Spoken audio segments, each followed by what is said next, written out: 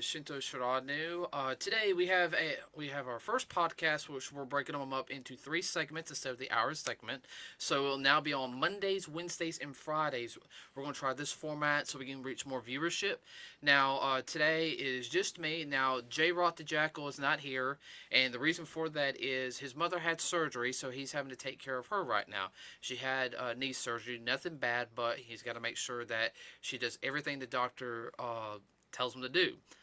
Now, because of that, we have our first guest here, and some of you guys know this guest, and I'm gonna let him introduce himself. But the guest for this segment is my dad, and here he is.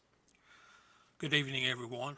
My name is Gary Morse, and this is my first time doing this, so if I'm a little bit off, you'll know why.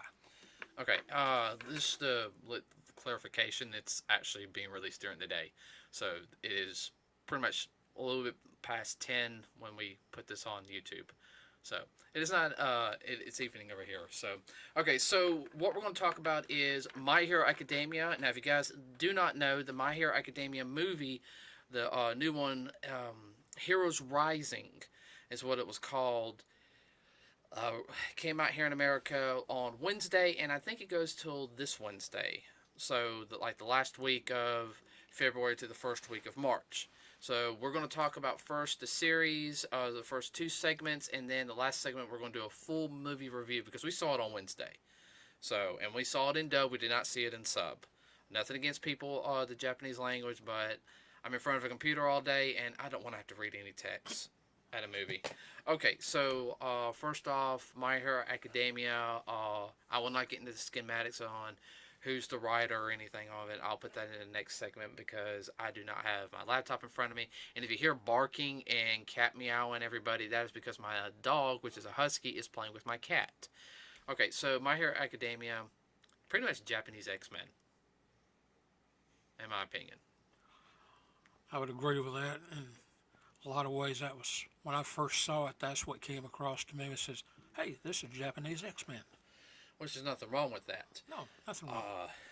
Now, that's also, if you knew anything about X-Men or Marvel when it first started, Stan Lee did do a lot of stuff with Japan. He always tried to get stuff sent over here and vice versa. Especially, Japanese Spider-Man. That's an actual live-action series from the 70s.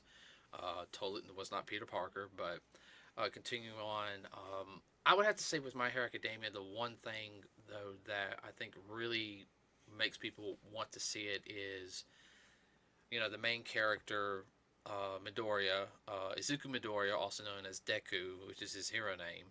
It's kind of the underdog story. He wants to do this, he tries hard, and now he's going to get the chance to be a hero. Reminds you a little bit of Peter Parker in Spider-Man in that aspect. Yeah, except for the fact is Uncle Ben didn't die. But I kind of like the idea of the fact is that the number one hero is give him his power. His power was not inherited; it was passed down. Like he says, passing on the torch to somebody else. It's transferred on. It's not like you say, it's not inherited like you got it because you were born with it.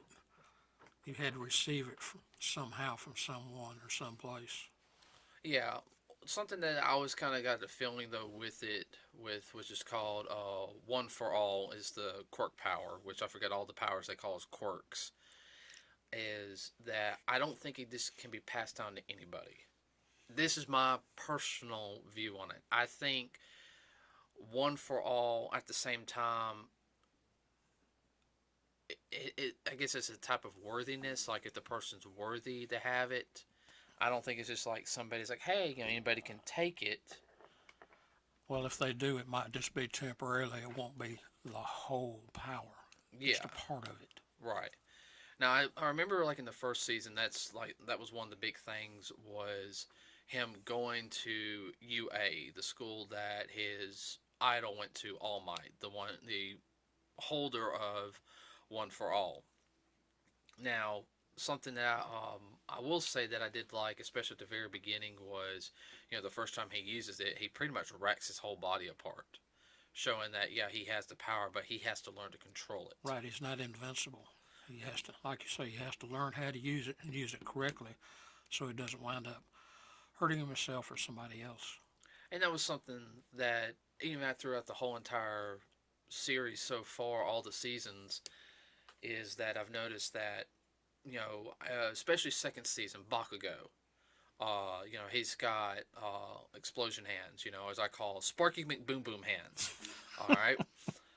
So he even sits there and says, a quirk is like a muscle. You have to train it. You just can't sit there and use it constantly. There's repercussions for using it. And that's something that I really do like. And the fact is that, it's just not like, hey, you have your power here. Next thing you know, you can shoot lasers from your hands. No, or, like your stomach. You can only do it for so long. There's a repercussion for it. Right, it's kind of like you have to recharge after you use your power. Yeah, or, in the case of Todoroki, he can use his eyesight, but if he uses it for too long, he'll start to freeze over. And then he'll have to use his fire side to warm his body back up. And vice versa, if he uses his fire side too long, he's probably going to burn himself up. Icy hot.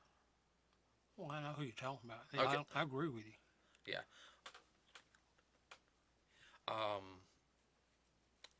There was something else I want to sit there and say. So, like I said, you can interject, Dad. Oh, I know. But, you're just kind of standing there. You're doing what J-Rock did at the first couple of ones. All right? Don't be afraid to interject. So, like, all right, what did you like about the first season? When they went to UA and all that. Well, the first season, I thought it was very interesting the way they introduced everybody.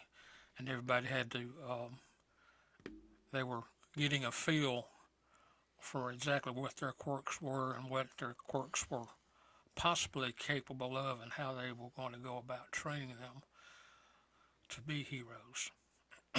Right. I see where you're coming from on that one. They get the regular schooling, and at the same time as this is your quirk, now we're going to have to figure out what you can fully do with it, as well as... this is it, now what do we do with it? Well, that was like also at the very end of the first season where, UA, their training facility got invaded by the League of Villains. Right. First time we get to see All Might fight, and a lot of the other heroes get to fight, and they get to figure out, hey, is this something I really want to do? These are real villains, or we should say, they were just 90% of them were just runts, villains, in my opinion, like henchmen. Yeah, henchmen, wannabes, or first timers. They haven't developed the quirk, or else they have a very weak quirk to begin with. Yeah, something that's not spectacular. I remember second season, that was more dealt with I guess what most people call like the tournament arc, the festival arc, where they all got to show off a little bit more of their powers to the heroes, where then they got to, like we saw. Well, that's like any other tournament. It was kind of like a martial art tournament. Everyone shows their particular skill and how good they can do with what they have against somebody else. I will say the one thing, though, that was definitely different is we got to see more people's motivation on why they want to become a hero, what they want to do. Like, I know, like, we know Bakugo's is he wants to be number one because at this point he's still an arrogant little butthead.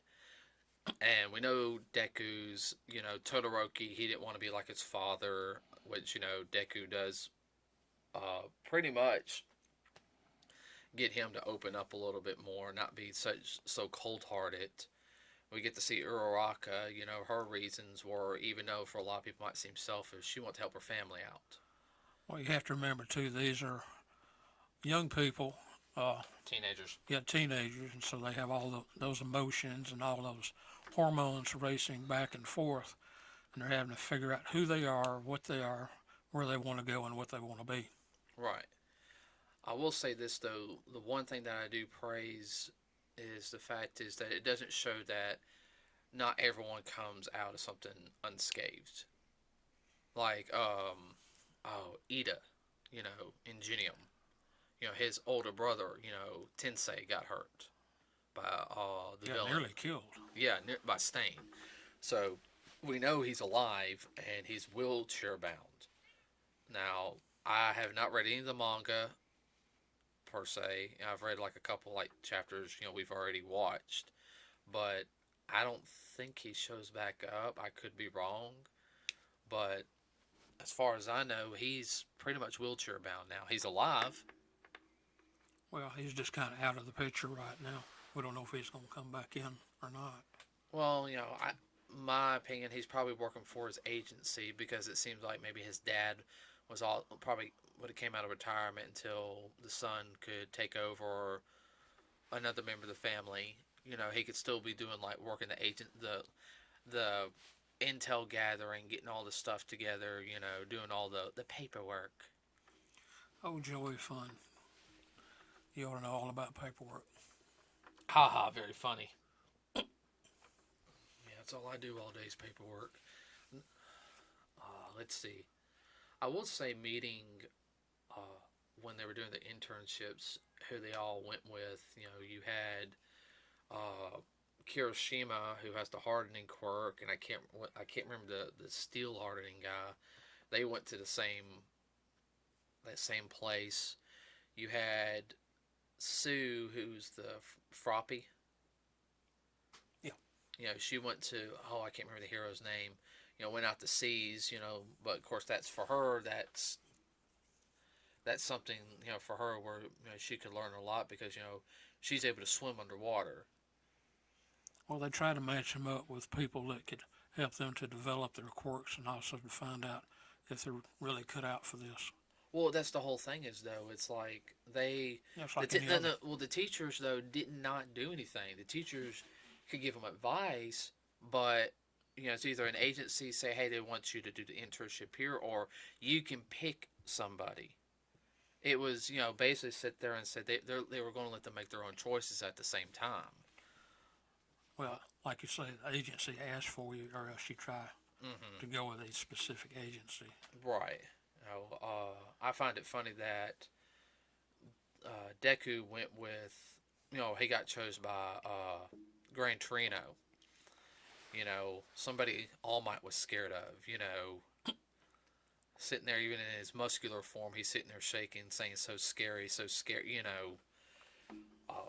which to me, that whole arc of him learning how to use One for All in the way of, creating the full cowling effect.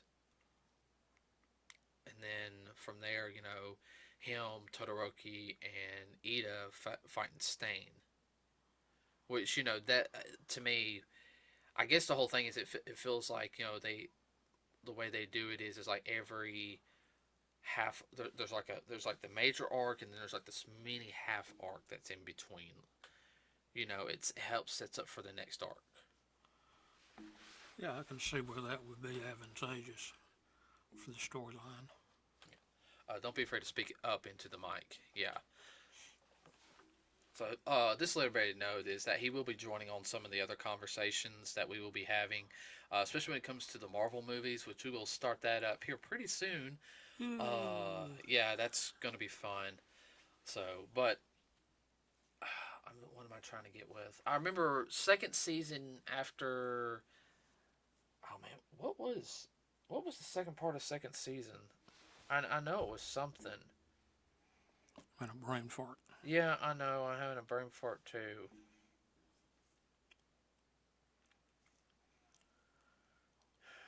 Probably watching so many animes they over. Yeah, I know they're overlapping.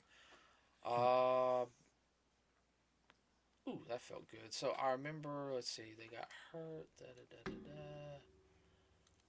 Well, I remember.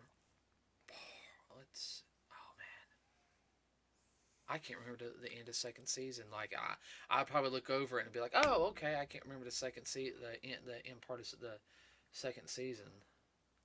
Because I know it dealt with them doing the tournament art, and then they did the whole thing with them.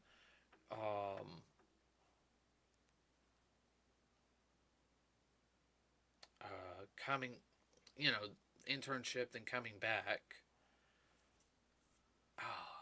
That's driving me insane. Because I know there's some focus on the League of Villains for a little bit. You start seeing. Well, the League of Villains starts popping up here and there. I remember that. Hmm. Man, I'm having a hard time too. I know. That's the only bad thing about watching all the programs we watch. Well, I do know one thing is that the movies are supposedly non-canon, okay? But I feel the first movie, which is the Two Heroes movie, is set between season 2 and season 3. Because season 3 is when they do the camp arc. Yeah, you're talking about like summer camp. When they went to the summer camp. Which the first movie was really good. I mean, it was pretty much, I guess most people can sit there and say it was a typical movie. In a sense, we got a little bit more flashback of All Might, what happened to him. You know, if you saw what comes with the movie, that small little OVA, All Might Rising. That's was it Heroes Rising or Heroes? Two Heroes. I don't know. I have to look back up the names of the movie, but I remember, it shows what happened to his master, which it's pretty much one of the first glimpses you get before season 3. It gives you a little better understanding of All Might and all that he went through Right. to get where he's at. Right, and then of course him losing his powers because the remnants of One for All are slowly going away. As I guess as more as Deku progresses, because I mean you have to think though when the villain, and we'll do like one day where we'll do like a full dissect of the movie. When the villain grabbed his injured side, Deku felt it too. Remember? Yeah. So I mean there is a little bit of a link on that. Now something I did find interesting with Would you call it a mental link? I don't know. I think it's probably because the all for uh, all for, that one for all. My bad. One for all power is has them linked. It's not so much like he. It's a transitional link. Yeah, that's the best way I can probably think of how to say it. Now, I know, like I said, third season it started off more like a high school, like I guess what they would call slice of life, and then it got dark fast. I mean, it started introducing more of the villains. Um, I know the whole thing with Bakugo being captured and introducing some of the, you had what's her name, Toga, psycho girl, blood vampire girl. Yeah. You had Compress, who can turn people into marbles. Twice, who could turn, make a copy of anybody. And then you have Dobby, the one who's got the blue fire. Well, that was a kind of surprise for them because normally the villains don't zero in on just a bunch of students, which I find that rather interesting with this particular group of oncoming and growing young heroes. Well, that was also due to the fact is that they wanted Bakugo. They want to try to turn him too, and it didn't work because he's too stubborn. He wants to be a hero. Like he's just plain hard-headed. Yeah, he really is, and I know a bunch of people like that. But I have to say, that was also the first introduction of All for One. The big bad villain.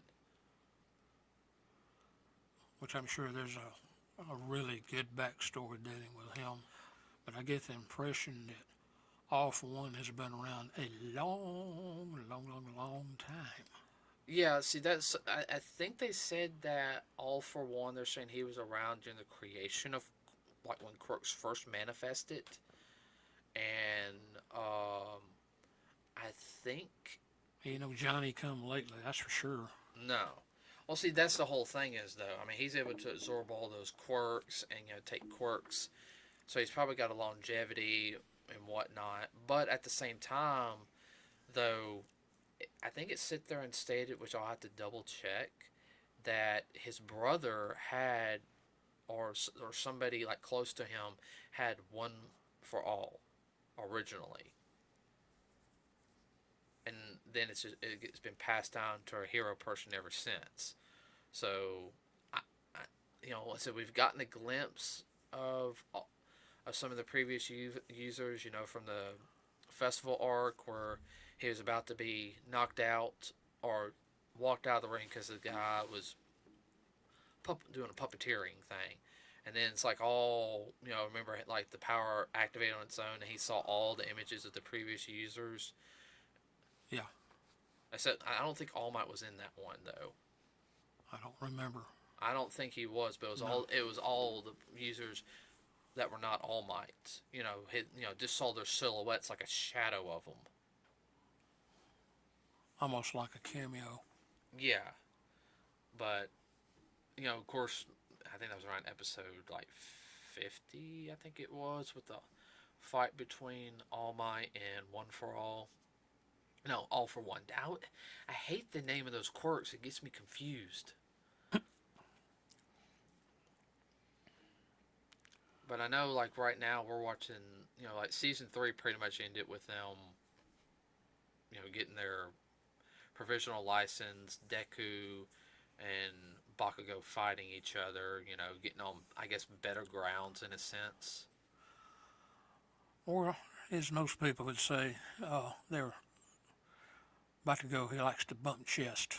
Yeah, but that's one thing I also praise is the fact is that, guys, even for the girls in the audience, there's sometimes guys, we'll put on sparring pads or sparring gloves and we'll go out and we'll beat the crap at each other in the ring, and then afterwards we'll start becoming best friends.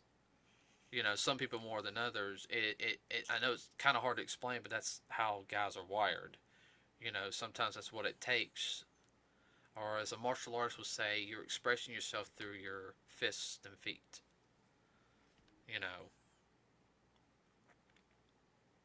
Does that make sense?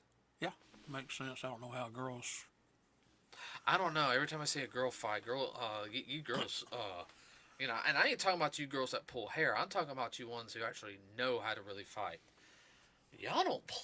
When y'all get into like a little scuffle fight, y'all don't play. Guys, it's different, and I'm not going to get into that one though because everybody is different. I know a bunch of female martial artists, and I've seen a couple of them get into a fight, and just kind of step back and be like, "Okay." It's like, wow. If it was just like a bunch of guys, it would, Don't want to really get involved. Yeah, I'm good, but they're going at it. We're,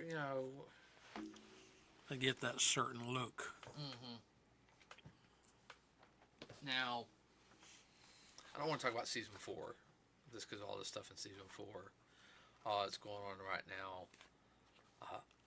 I do know there is a spin-off series called My Hero Academia Vigilante. And it's set a couple years before the main story.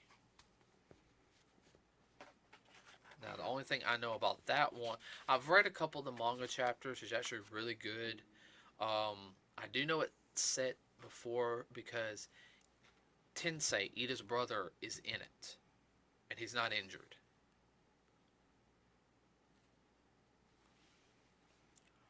Well, when you say vigilante, then I guess they're doing this, quote-unquote, off the book. They're doing it illegally.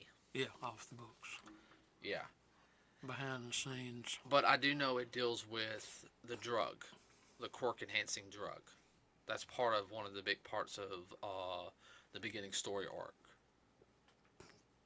It's supposed to be people who didn't necessarily get into the hero courses or anything, but they still want to help people out. So I haven't read much of Vigilantes, but from what I've read of it, it's really good. And rumor has it that a couple of the characters from Vigilantes will make it into the some upcoming chapters in the My Hero Academia chapters. Now, go ahead. I say kind of like a crossover. Yeah, or becoming mainstream. Yeah, I don't know yet because, like I said, I know they're like in chapter. They're over like 250 in the manga, and I haven't read the manga. Well, that's around 5 years. So this is kind of the pivotal like state for any manga, like 250 and everything. There's some mangas that's all they last about 5 years. 5 years, and they do maybe like 50 episodes, or maybe if they're able to. But yeah, I mean, yeah, I think some of your long it's not like your longer running manga. So I do know also that there's a video game coming out. It's the sequel to the current to the other video game of My Hero Academia, and this most deals like with some season 2 and 3 villains. Comes out on the Switch, everybody. If want it, go pre-order it from GameStop or Best Buy or whatever. Let's see. I'm trying to think anything else for this session. I think next session we'll talk about some more of our favorite characters. We'll look over them or talk about them, which characters we really like. And then I'll try to get everybody to talk a little bit more, so it's just not me. Well, it's not that I don't like talking. I have been accused of running my mouth too much, but I have a hard time with Japanese names. Well, okay. For future reference, if you don't know the name, explain the character, and I will remember the name, or I will try to pronounce the name as best I can. Okay. Okay. That's one thing that my dad does have problems with, is trying to say the names. It's funny, is the only reason why he can say Ichigo correctly from Ichigo Kurosaki from Bleach, but say the name Ichigo right is because our family dog is named Ichigo, and he really does answer to that. So a little bit of the story for another day. So everybody, like I sit there and said, is we're going to try this new format, keeping it under 30 minutes. So we can probably pop out a little bit more. As you guys can see right here on the picture, so I still have my traditional picture here on the left. On the right, it's a modified picture. I modified it myself of my picture, made instead of it having the red fur, it's gray. Okay, I got permission from the artist to do that until the commission comes in for my dad's picture. Okay, everybody. So I did get permission from J Blue Wolf 2. Okay, now he's the artist that has done the artwork for myself and J Rock. Okay, I did get permission from him to alter that image so my dad could have an image up on here. My dad will have his own image here pretty soon. All right, so if any artists and everything, I've actually got it on text message. If I have to screenshot it and put it up, I will show it, okay? Because I know some of the artist people might get mad on that. But as before, check on the links just below here, everybody. In the description, we're going to have, as I sat there and said, we got, who the artist is, where our intro music comes from. Now, hopefully here pretty soon, we might even have an animation introduction instead of just doing the traditional. So I'll just have to wait and see on that and how much it's going to cost, because I got to save up for that. Animation's expensive. And I already got somebody in mind. I know you're already thinking of something. What? No. This way we have our own unique intro. Might have like 2 or 3 depending on who's all there. Now, as you guys can also below, you can see I have right there our Facebook page. Okay, so that's Nerds with a Cause. We have our own Facebook page. Everybody, please find us, like us. We will listen to suggestions for future podcasts. We're hopefully here going to have some guests coming up pretty soon. So the next one actually be in 2 days. Will be on Wednesday. That's how we're going to do a Monday, Wednesday, Friday, and then I will say this, on Friday we will do a review of the My Hero Academia movie that just came out this week, called Heroes Rising. I think it's Heroes Rising, or is it Two Heroes? I'm on to, but the current My Hero Academia we'll have a review of that one on Friday, everybody. So with that said, everyone, this segment is it for today. Like, subscribe to us, share us, please. So, you got anything you want to add real quick? Well, like I said, if you have any suggestions or any questions, feel free to ask and comment. Yes, comment on our Facebook page. And don't forget, everybody, Nerds with a Cause will be at the Huntsville Pop Culture Expo in Huntsville, Alabama. I want to say, on top of my head, April 21st and 22nd. So everybody, if you're going to be there, come say hi to us. I'll be there walking around in a Iron Fist outfit. That's a modification Iron Fist. I think you were going to do Iron Fist 2. You're going to do the older Iron Fist. The older one. Yeah, I'll have the name of it. I can't remember the name on top of my head. But I'll be also doing some other promotion stuff for my production company, everybody. So with that said, everybody, we will see you on Wednesday. I am Shinto. Say your name. Trying to think of another name. Right now, just Gary Morse. All right, you don't have to say your last name. But, Right. All right. Yeah, So, all right, that's it for everyone today. We'll see you on Wednesday. We are out.